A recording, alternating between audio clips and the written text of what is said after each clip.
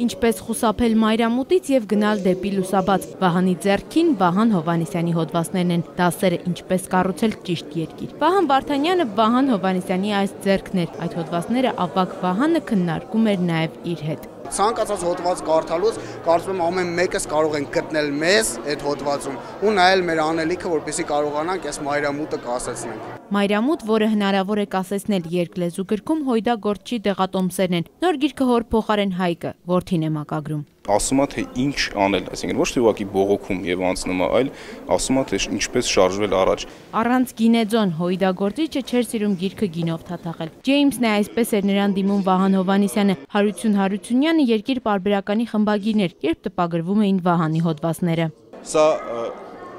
գիրք է կարդալու եւ մտածելու համար, սթափվելու համար։ Գիրքը հրատարակվել է Երկիր EM կայքի եւ Հույդա Երևանի Կոմիտաս կոմիտեի նախաձեռնությամբ։ Գրքի առաջին օրինակները հանձնվեցին Կուսակցության թանգարանին եւ Վահան Հովհաննիսյանի մորը։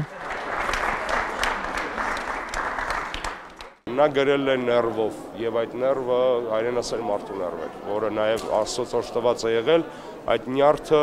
փաթեթավորելու խոսքի, արգումենտացիայի, տրամաբանության եւ հրապարակախոսության մեջ։ Պատգամավոր Արծվիկ Մինասյանը կուսակցի եւ ընկերոջ ստեղծագործությունները որակում է առաջնորդող միտք։ Պետք է ինքնակնդատություն ճշմարիտը տեսնելու եւ դրա շուրջ համախմբվելու համար։ Մեր պետությունը այլընտրանք չունի։ Մնում է, որ մենք բոլորս համախմբվենք պետականության զարգացման շուրջ, դուրս մղենք մեր միջից